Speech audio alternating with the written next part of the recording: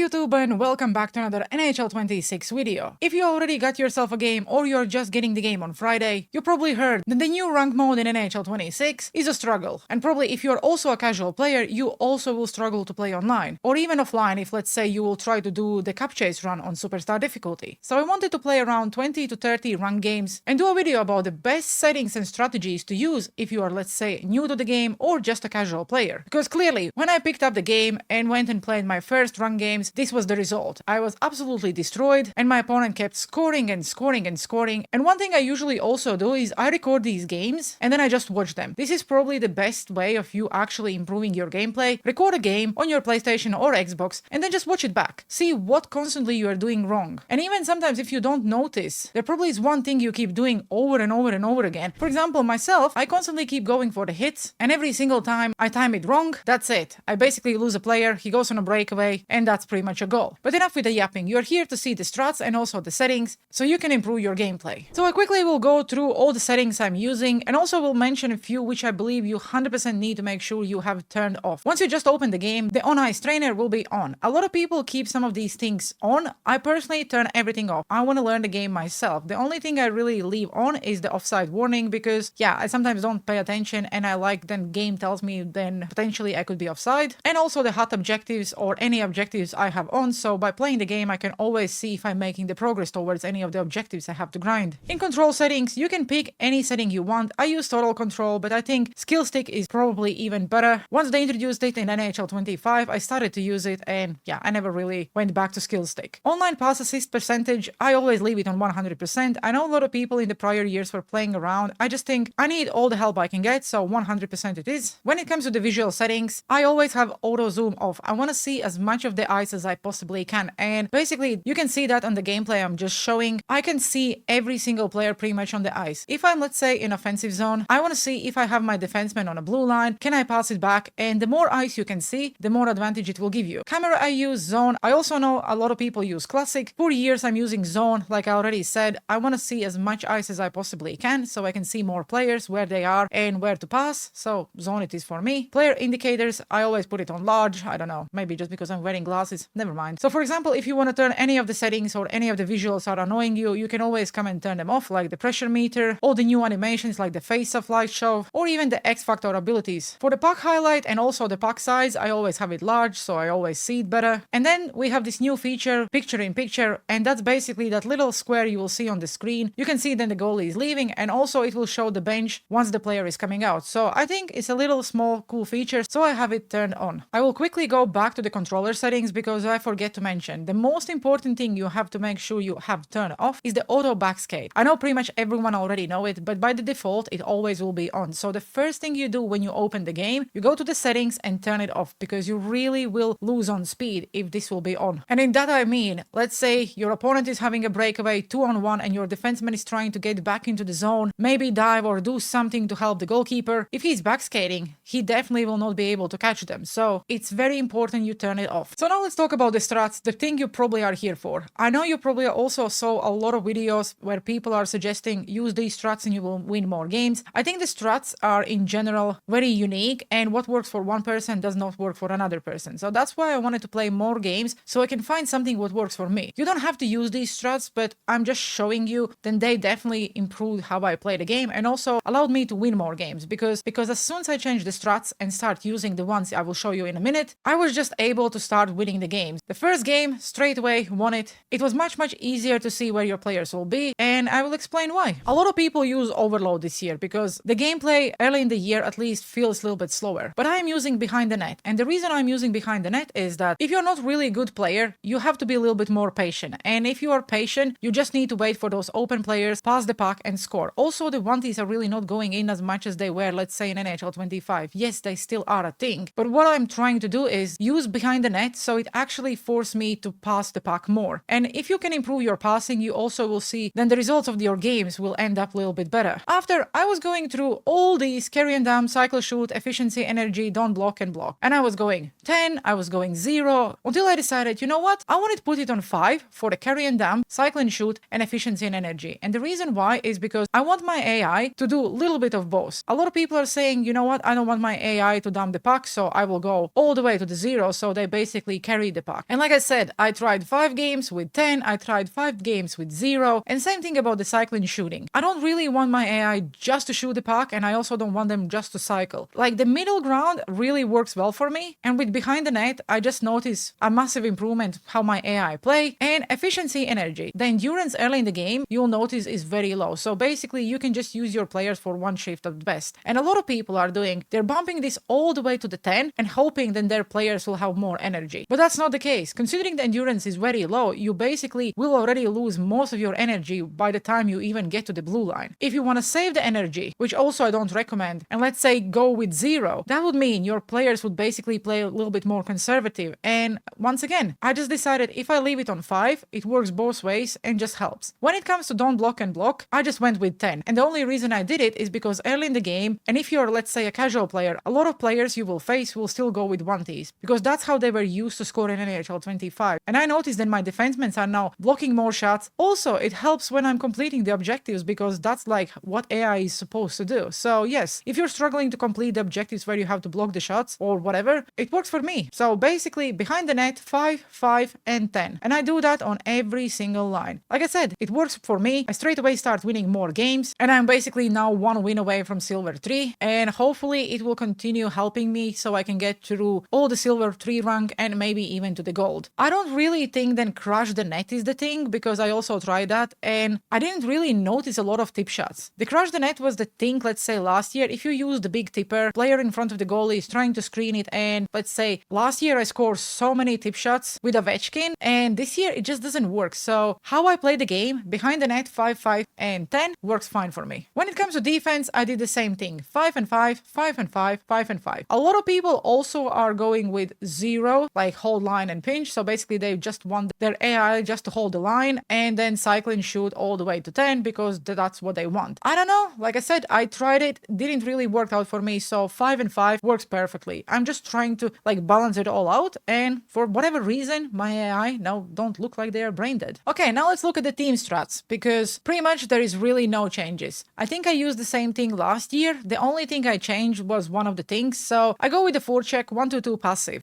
Probably when we will see more higher overall cards, I will go to 1-2 aggressive. But at the moment, because I'm using the behind the net and I'm trying to force myself to learn passing more, cycle the puck more, try to get to the zone, look for the open place, I think 1-2 passive works better for me, and 1-2 blue. I faced quite a few opponents who were using 1-3-1 this year, and I fully don't understand why, because I tried it so many times, never really worked for me. So yeah, 1-2 blue, both my players, left-handed winger and right-handed winger, to stay on the blue line and basically be ready to cycle the puck if, let's say, my center passes to one of them. Trap forecheck, I also have it on 5. If I'm struggling scoring, I change this in-game and I just basically bump it up all the way to the 6. At the start of the game, I always start in the middle because I want to see who I am facing. If I'm facing someone who is better than me, then potentially if I go down, I can bump it all the way to the 6. Otherwise, I will just leave it in the middle. Defensive pressure, I will use contain puck because I want the player to stay between the player and the puck. And if I use protect the net and after collapsing, is pretty much like everyone is collapsing in front of the net. I also have the block the shot all the way to the 10. Just feels like a lot. So contain the puck. High pressure probably would not work very well for me because I'm not playing very good defense and I want to learn how to play it better. So contain puck works for me. Defensive strategy, player collapse in front of the net. Obviously, use it pretty much every single year. If you're facing someone who is going for 1Ts over and over and over again, and let's say you struggle to defend them, then tight point is your best friend because this is the best defensive strategy you can use against the 1Ts. And a lot of people used staggered also in the prior years. It's basically a mix of everything. I decided to go with collapsing this year. So far it works. If after, let's say, a month the gameplay change, I will probably go back and maybe put tight point back. But at the moment I will use collapsing. Then offensive pressure, I will just go with standard. Control breakout will be strong side slant and quick breakout will be close support. These ones I pretty much never change. I leave them the same every single year. All this really works for me and helps me to win more games. As you can see, I am 1 win away from getting to Silver 3 and I know a lot of people are struggling this year. I actually noticed that I'm starting to play a little bit better compared to last year and I will just keep practicing. Like I said, the best friend for you if you're really struggling is record your gameplay. Just go and watch it back and see what exactly are you doing, what is leading to those goals, because you cannot really learn the game without actually facing the fact that you were not good enough. And all this also will apply to, let's say, offline gameplay. If you are playing on superstar difficulty and you really struggle to score more than 1 goal, just look what exactly you're doing wrong. Is your pass is not not correct enough, or let's say you're playing really bad defense. Because once you will watch your games back once or twice, you will notice a massive improvement. You already will have that information in your brain, and next time you are trying to do that, for example, like I am trying to go for all those hits all the time, you'll think like, no, you know what? I don't think I actually have to do it, because if I time it wrong, that's a breakaway. So yes, basically this is what I'm using and it helps me. Let me know down in the comment sections below, what strats are you using this year? Behind the net, overload, or crash the net? Maybe I will try them out. Maybe we will find something what works for all of us. And as always, guys, I really appreciate you watching the video. If you did enjoy the video, please make sure you like and subscribe. It's free, makes me smile, and helps a lot with the YouTube algorithm. As always, appreciate you watching. Have a good one and see you on the ice.